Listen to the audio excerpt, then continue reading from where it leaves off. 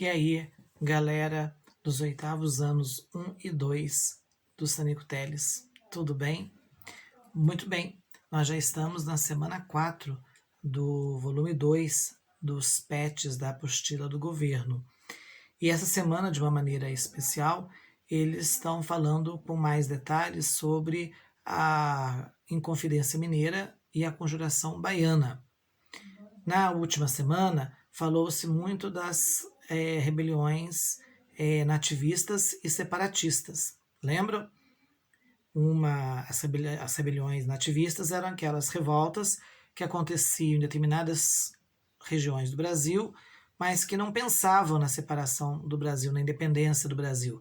Pensavam apenas em reclamar do rei de Portugal de algo que ele mandou fazer, de um imposto que ele criou, e que, de certa forma, desagradou os colonos. Então, se o rei cancelasse a sua decisão, tudo bem, ok, vida que segue, sejamos felizes para sempre. As revoluções separatistas já pensavam mais além. Desejavam realmente a separação do Brasil em relação a Portugal. E é sobre as duas mais importantes rebeliões separatistas que a semana 4 trabalha conosco. Na primeira atividade, ele trabalha mais a Inconfidência Mineira, que vocês sabem, foi um movimento ocorrido aqui em Minas em 1789, mas que, na verdade, nem chegou a acontecer de fato. A Inconfidência Mineira foi um movimento que ela ficou assim só nos planejamentos, só no mundo das ideias. Porque quando se esperava a oportunidade de colocá-la em prática, aquele Joaquim Silvério dos Reis, que fazia parte do grupo, foi lá e dedurou, Vamos dizer assim que foi um dos primeiros casos de delação premiada que ocorreram no Brasil.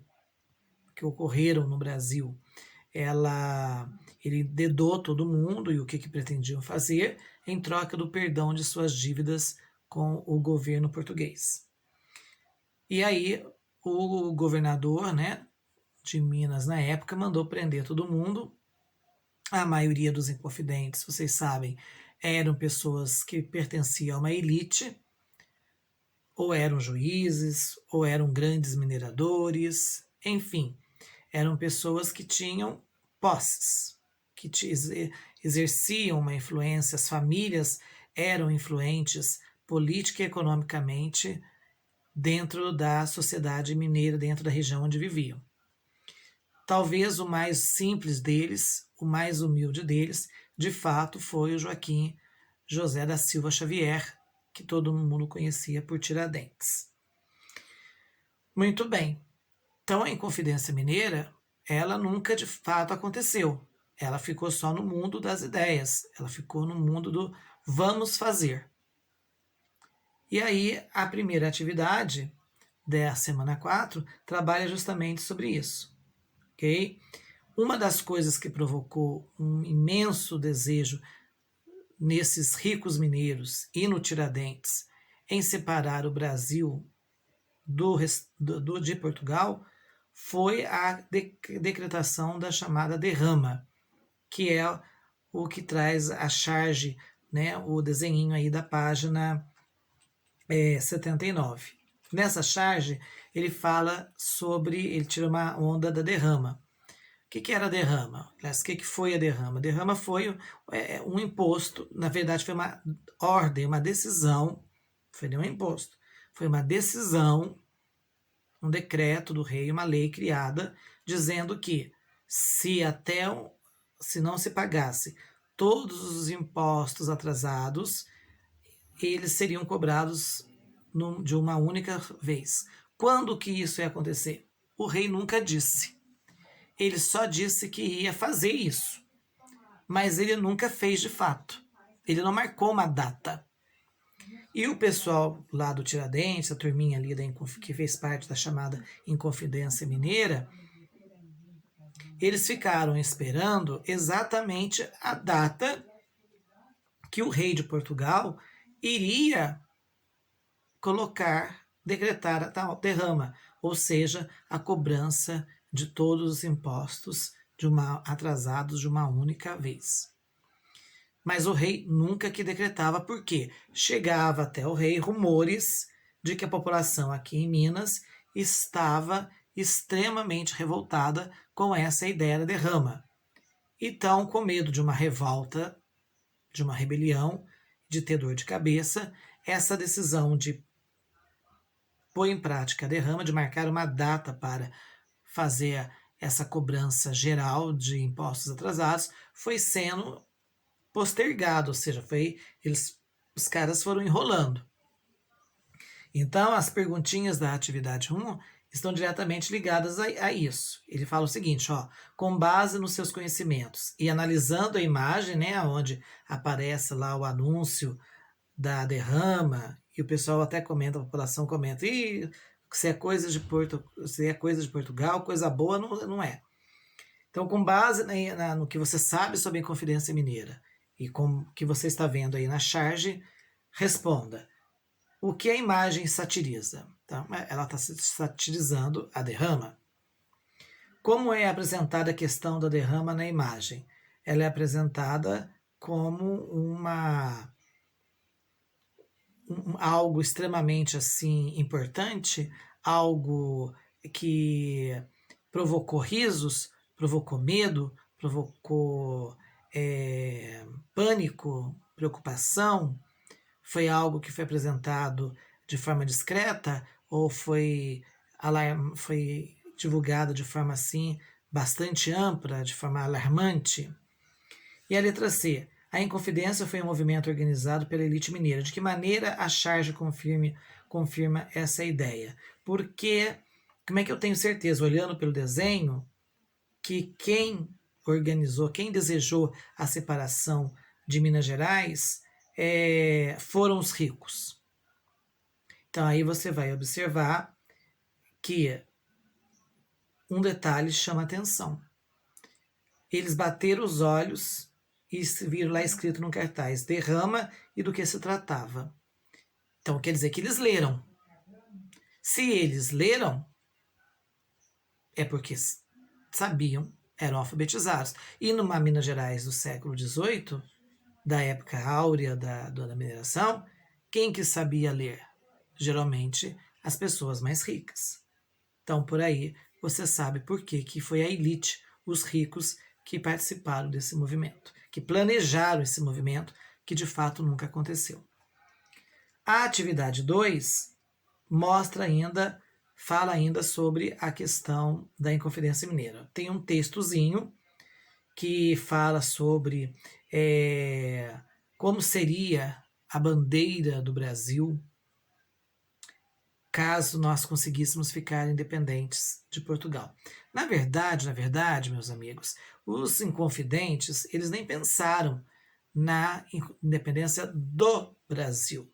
Não havia essa unidade nacional como a gente tem hoje em dia, essa união, certo? Mas, na verdade, a princípio, o que eles desejavam era a independência de Minas Gerais. Se o movimento se espalhasse para outras regiões do Brasil, beleza. Mas se não, Minas conquistando a sua independência estava de ótimo tamanho, porque não havia essa conectividade, essa ligação, esse espírito de identidade nacional que nós temos hoje. Então nós temos aí uma bandeira sugerida pelo próprio Tiradentes, é o que fala lá no textinho, né?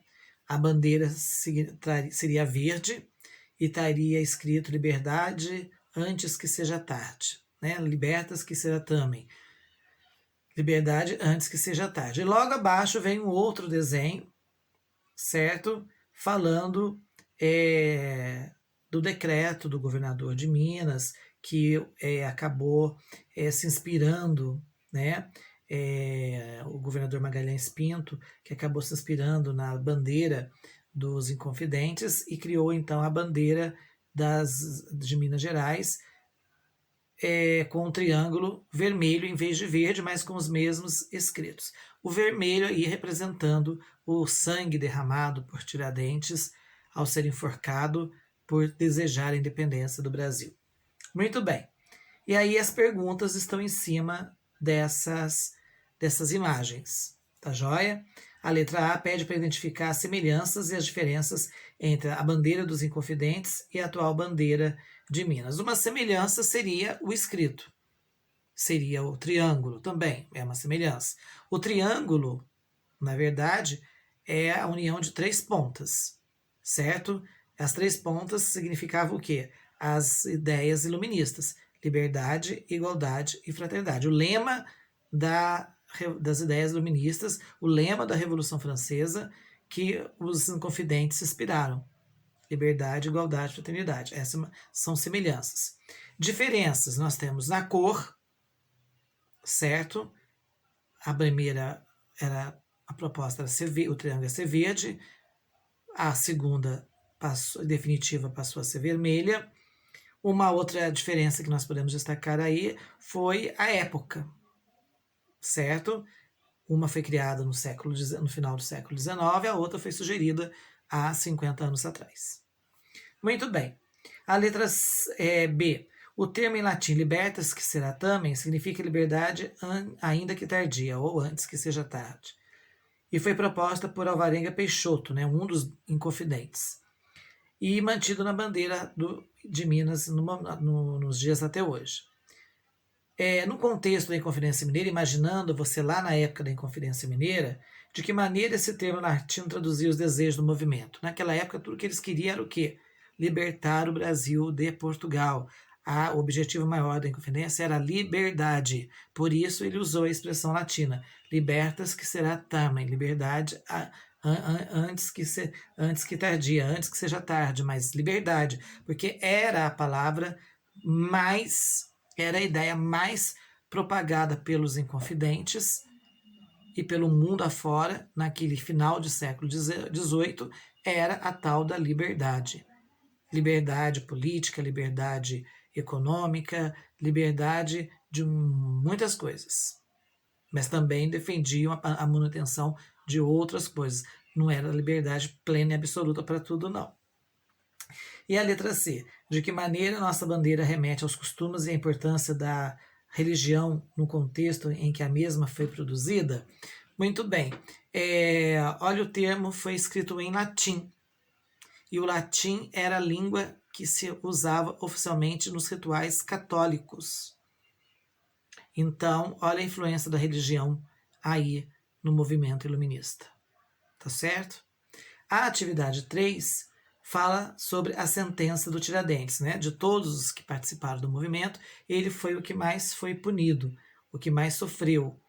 Os outros pagaram altas multas ou foram exilados do Brasil, expulsos daqui, mas depois voltaram escondido. Mas alguém tinha que pagar o pato, né? Alguém tinha que ser usado como bode expiatório para mostrar para a população de Minas Gerais e do restante do Brasil o que acontecia com quem desafiasse os domínios, as ordens, o poder da coroa, né, do governo do rei de Portugal. Muito bem, tem até uma pintura mostrando, né, o enforcamento de Tiradentes, seu corpo esquartejado. E aí vem as perguntas baseadas em cima disso. Na sentença e na imagem. Aí, para responder a letra A, B, C, D e E, você tem que ler o texto, onde está escrito a sentença de Tiradentes, e observar o que está na imagem.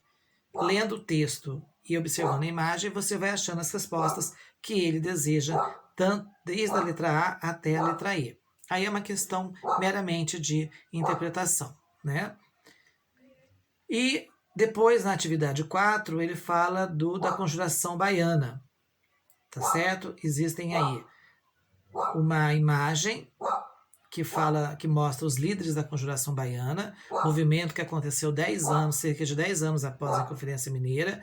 lá na Bahia e que tinha os mesmos objetivos da Inconfidência Mineira, e foi influenciada pelas ideias iluministas, foi influenciada pela independência dos Estados Unidos e coisa e tal.